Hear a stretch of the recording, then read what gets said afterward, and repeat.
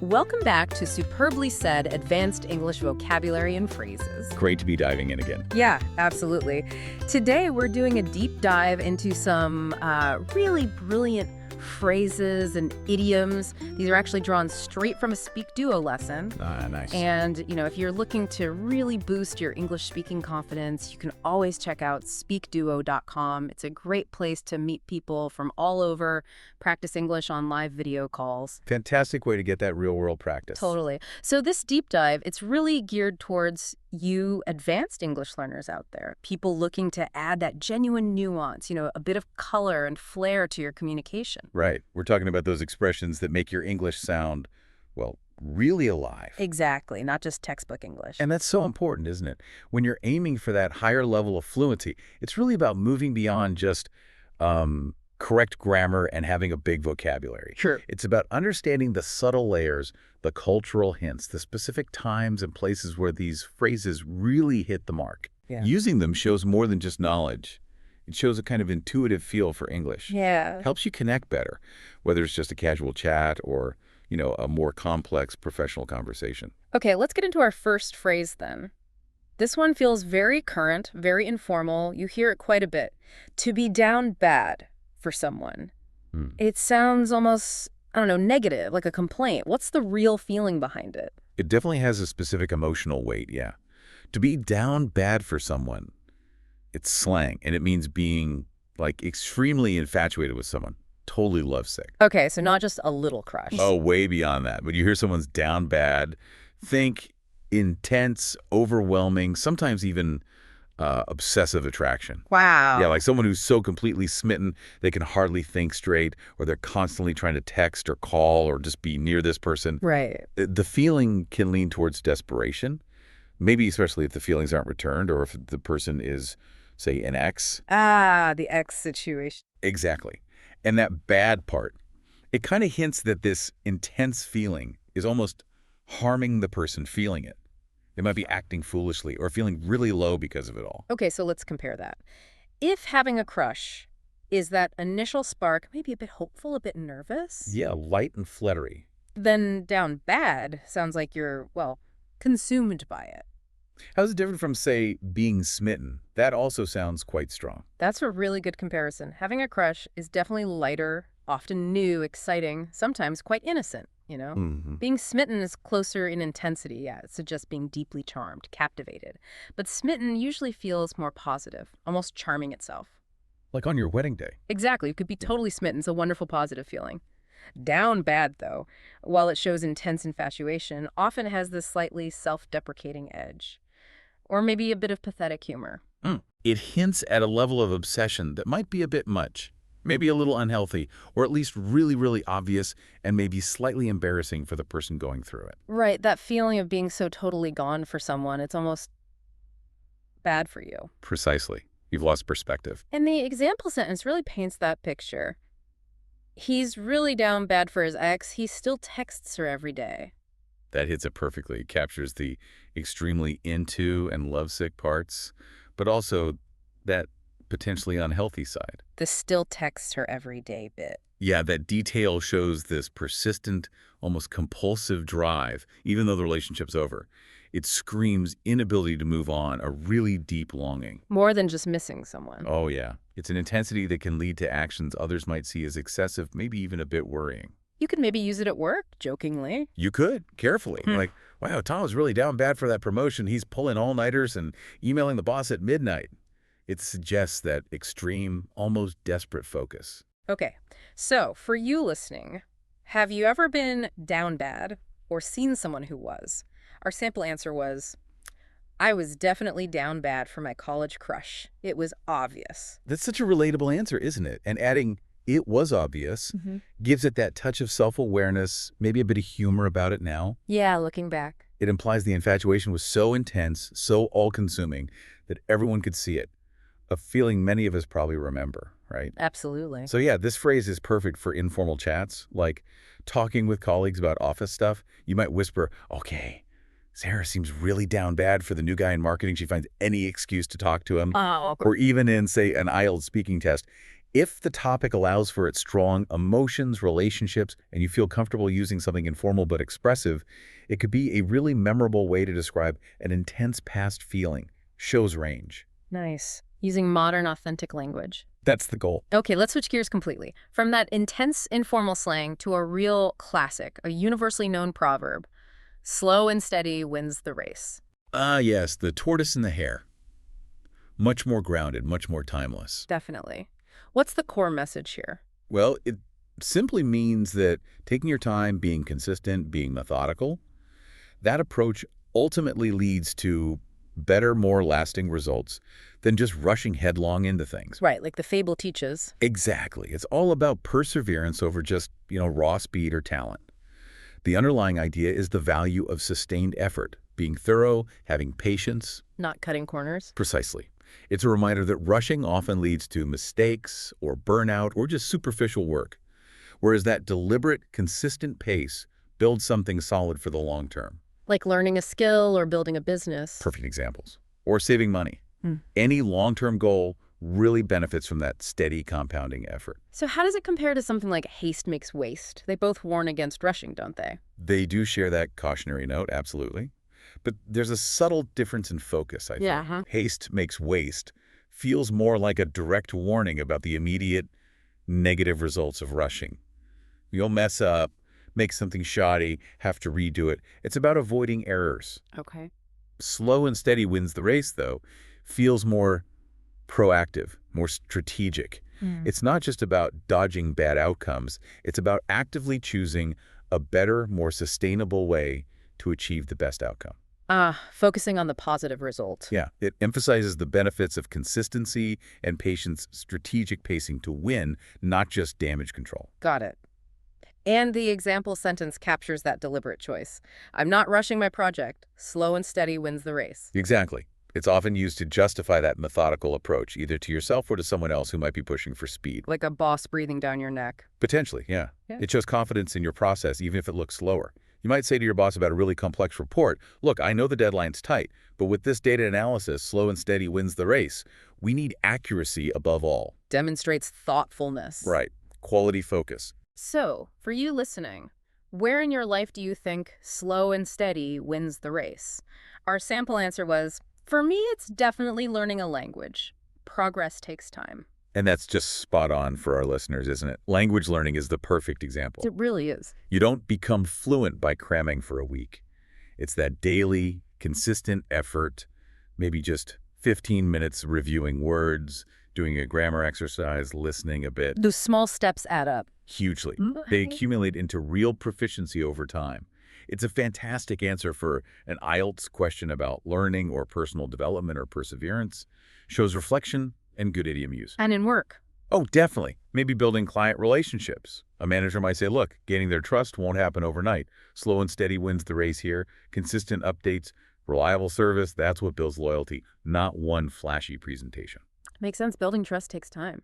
Absolutely. Okay, let's jump back to the informal side, another very current one. To gas someone up feels very social media, very now. It really does, yeah. To gas someone up, it means to hype them up, compliment them a lot, usually to boost their confidence or get them excited about something. So it's positive? Overwhelmingly positive, yeah. It's informal, but it's about genuine encouragement, lifting someone's spirits, making them feel good about themselves or what they can do. More than just a polite compliment, then. Definitely. It's more energetic, like an active show of support, often right before a challenge, an interview, a presentation, a game, or even just to celebrate something they did well. It implies real enthusiasm for them. Okay, so it's more active than just praising someone. And it doesn't have that negative vibe that flattery can sometimes have. You nailed it. Praising can be more formal, maybe evaluative, like a teacher praising a student's essay. Right. And flattery, yeah, that can imply insincerity. Maybe you want something in return, buttering someone up. Yeah. But gassing someone up feels more genuine, more about injecting enthusiasm and confidence into them, helping them feel ready, capable. It's about building them up. Like fuel for their confidence engine. Yeah, exactly. Gassing them up. Our example captures that pre-event boost. She really gassed me up before my big interview. Perfect example. Yeah. It highlights how impactful that kind of encouragement can be right before something stressful like an interview. Confidence is key then. Absolutely. And having someone gas you up can genuinely shift your mindset, make you feel more prepared, more self-assured, ready to go in there and perform well. Like a coach giving a pep talk. Very similar vibe. A sales manager might say to the team, okay, big pitch today. You guys have worked so hard. Go gas each other up. Remember how brilliant you are, and let's win this.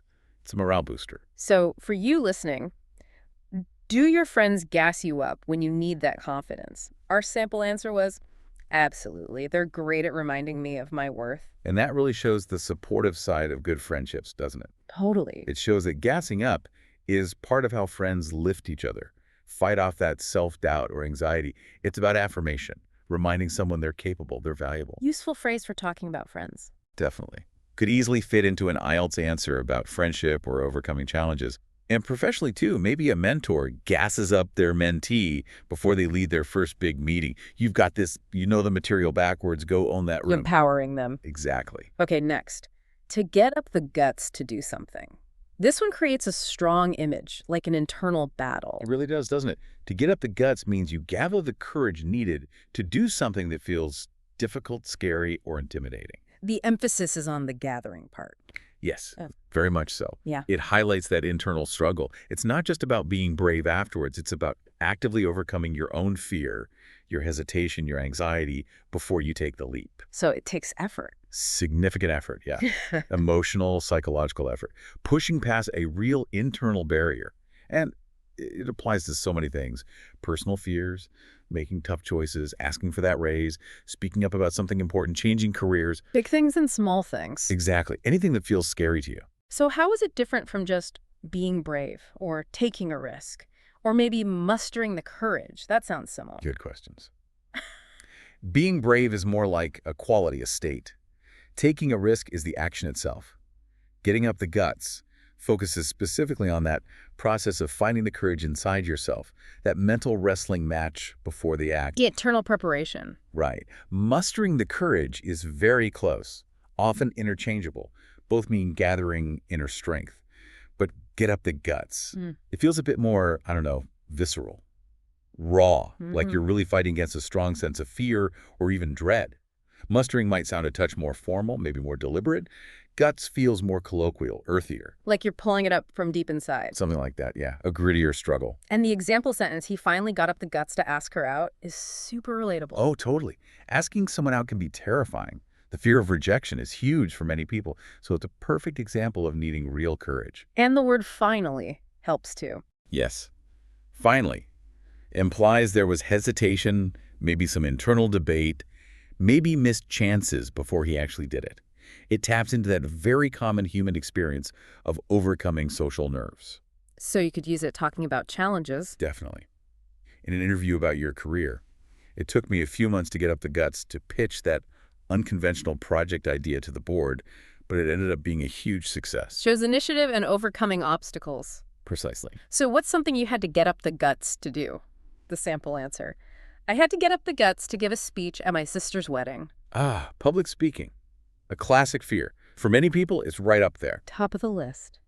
So giving a speech, especially at a big emotional event like a wedding, excellent, vivid example of needing guts. Yeah. Using the phrase get up the guts makes the story much more relatable and impactful, whether you're just chatting with friends about anxieties or, again, in the speaking exam, talking about achievements or challenges. It shows the real effort involved. Not just I gave a speech, but I had to get up the guts. Exactly. It paints that picture of pushing past your comfort zone. Okay, let's talk about to set the mood. This immediately makes me think of creating an atmosphere. Yes, absolutely. To set the mood means creating a specific atmosphere, a particular emotional tone for a situation or for the people involved. Often romantic, right? Very often, yes. That's probably the most common association to candles. Soft music for a date night. But the key thing is its versatility. Ah, so not just romance. Not at all. You can set the mood for anything.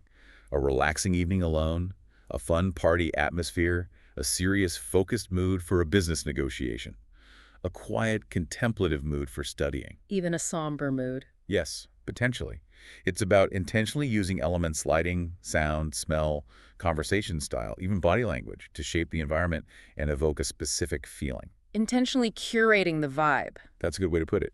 curating the vibe for an emotional response. So is it different from just creating an ambiance or establishing a tone? Those sound a bit more accidental. I think so, yeah.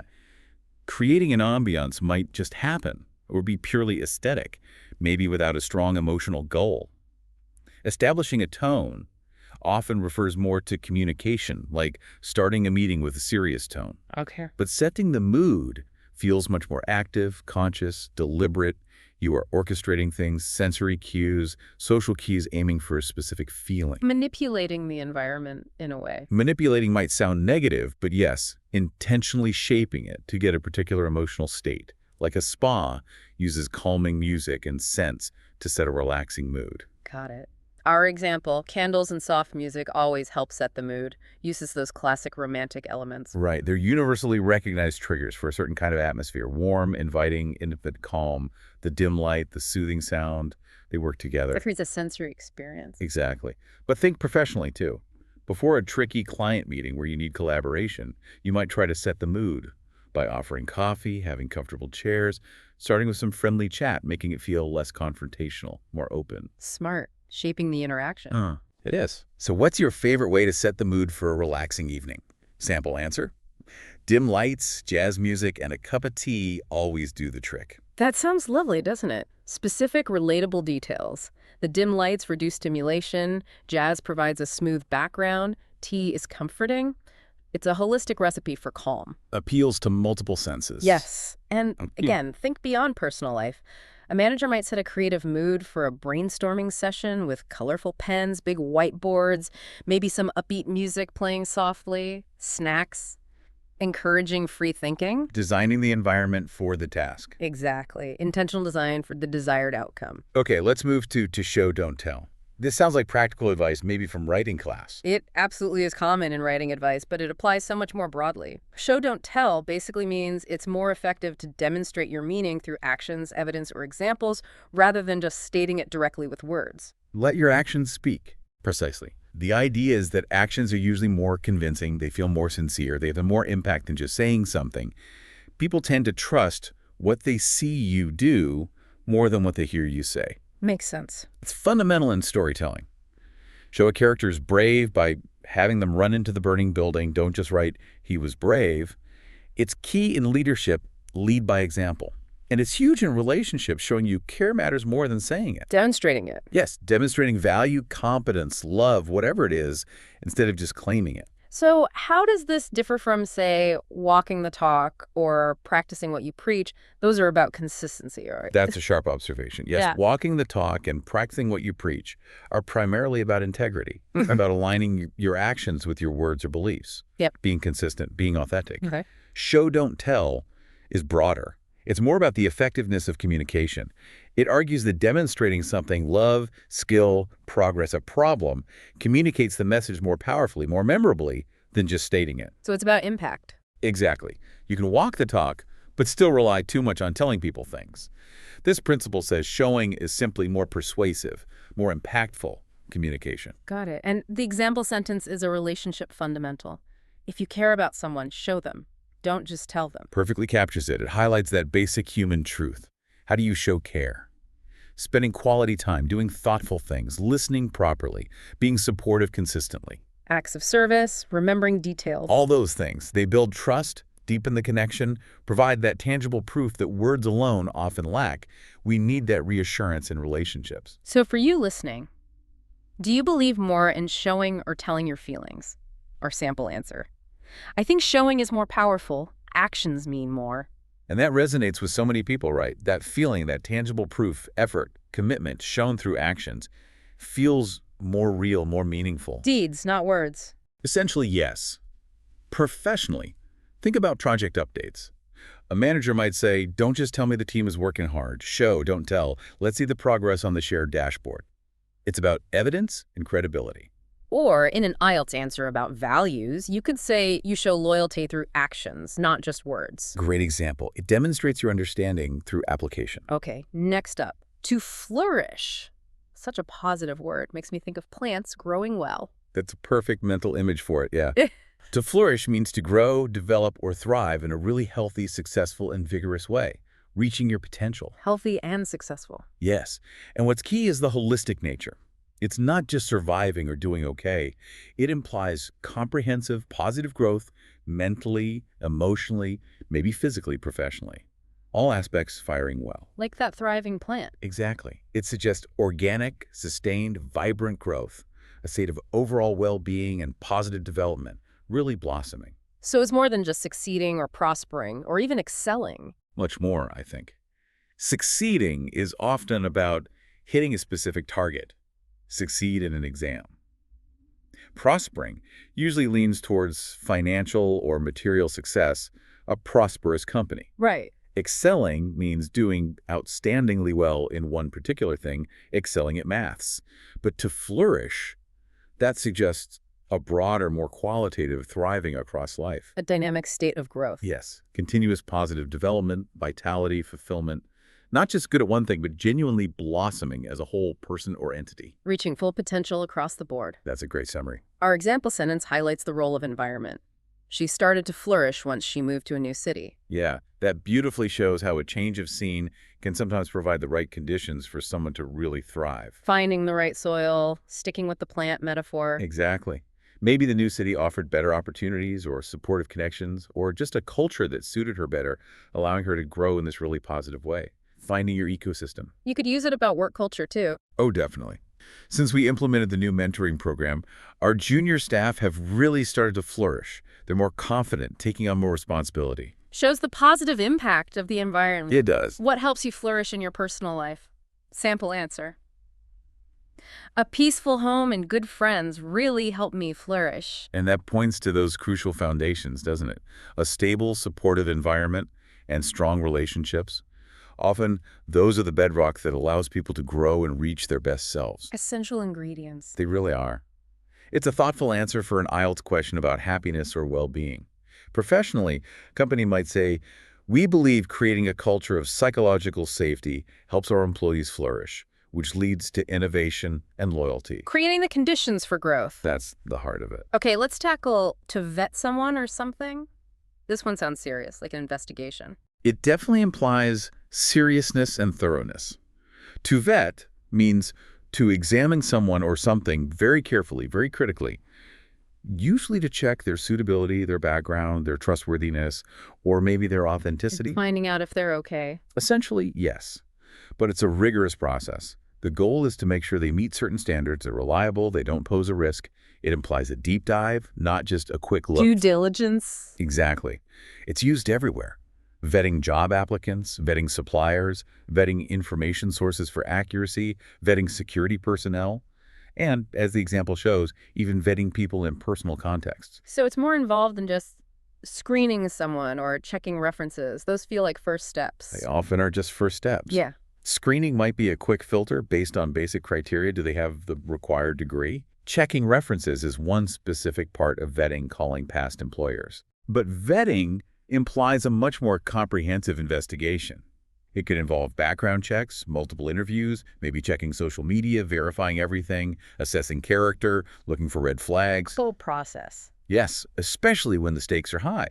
It's about building a really solid picture of suitability and trustworthiness, identifying potential risks before you commit. In the example sentence, they vetted the babysitter before hiring her.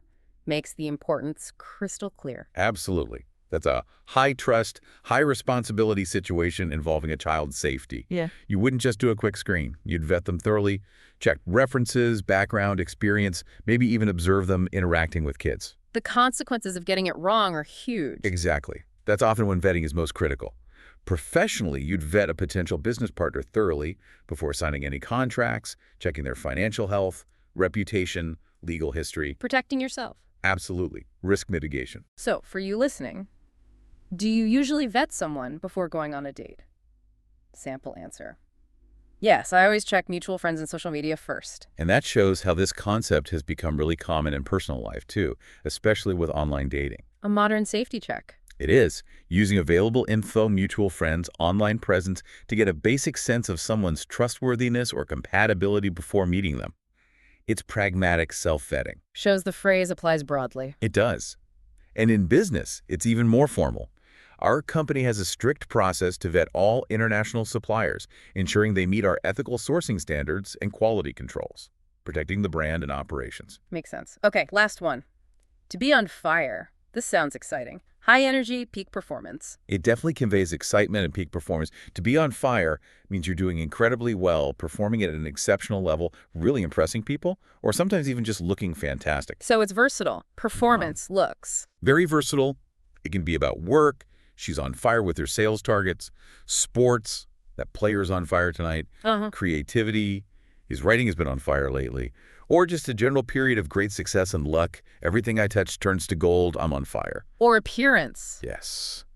Wow, you look on fire tonight. It means you look amazing, confident, stylish. It implies energy, dynamism, being at the absolute top of your game, whatever that game is. So it's definitely stronger than just doing well or excelling. What about hitting your stride? Is it like that? Good comparison again.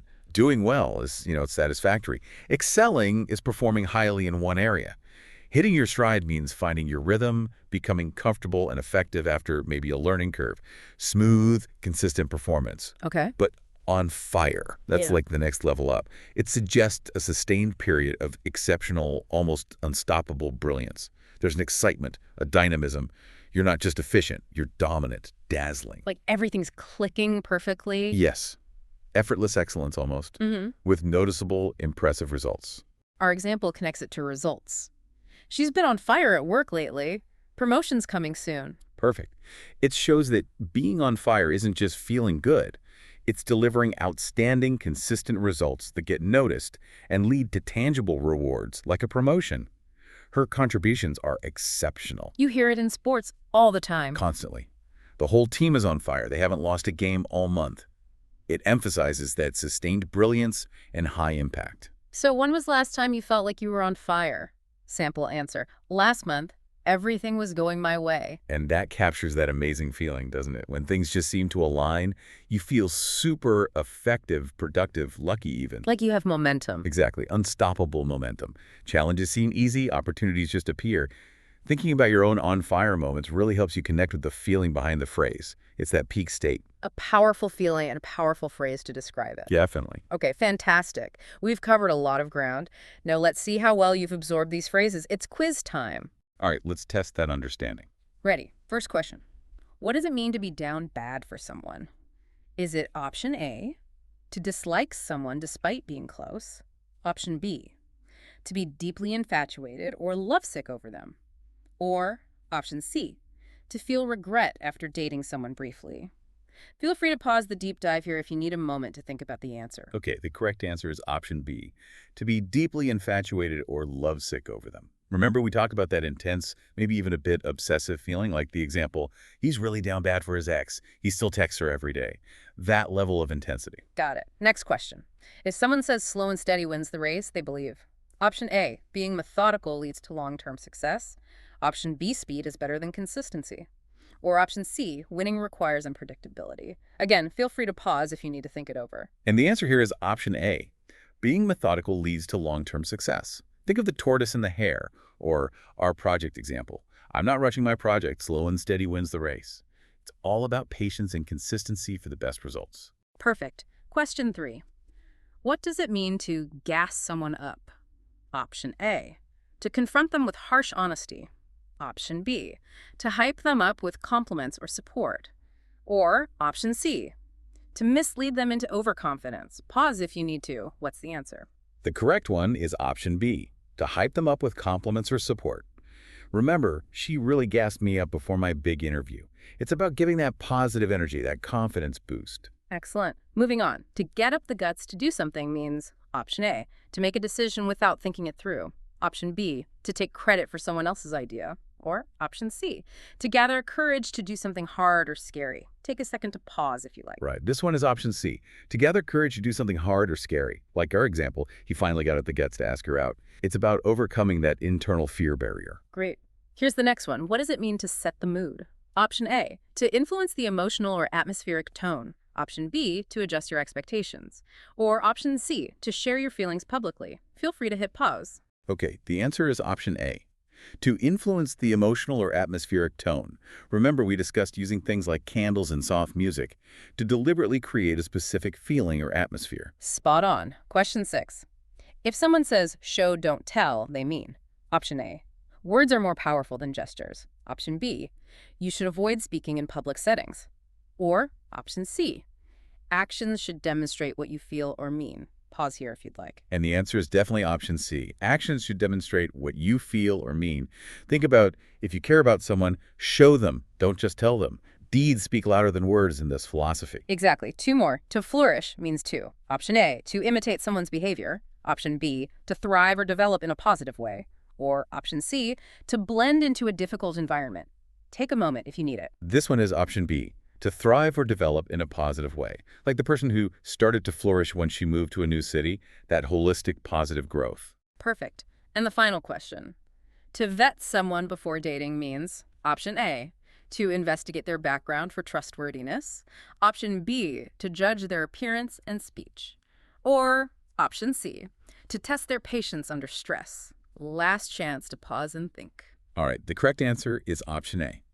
To investigate their background for trustworthiness. Similar to how they vetted the babysitter, it involves careful checking for suitability and safety, doing your due diligence. Fantastic. Hopefully you did well on that quiz. So after exploring all these phrases, what does this really mean for your English learning journey? Well, We've gone from intense slang like down bad to timeless wisdom like slow and steady, from confidence boosters like gassing up to courage finders like getting up the guts. We've talked atmosphere with set the mood, communication with show, don't tell, growth with flourish, caution with vet, and peak performance with on fire. that's quite a range. It really is. And the real takeaway, I think, isn't just knowing what they mean. It's about starting to weave them into your own speaking. That's how you shift from just, speaking English to really living in the language. It makes your communication sound so much more natural, more nuanced, more you. Absolutely. And that actually brings up a really important question for everyone listening, doesn't it? Yeah. Which is, how can you actively start listening for these phrases, in conversations you overhear, in movies or shows you watch, articles you read. Noticing them in the wild. Exactly. Noticing them, maybe jotting them down, thinking about the context.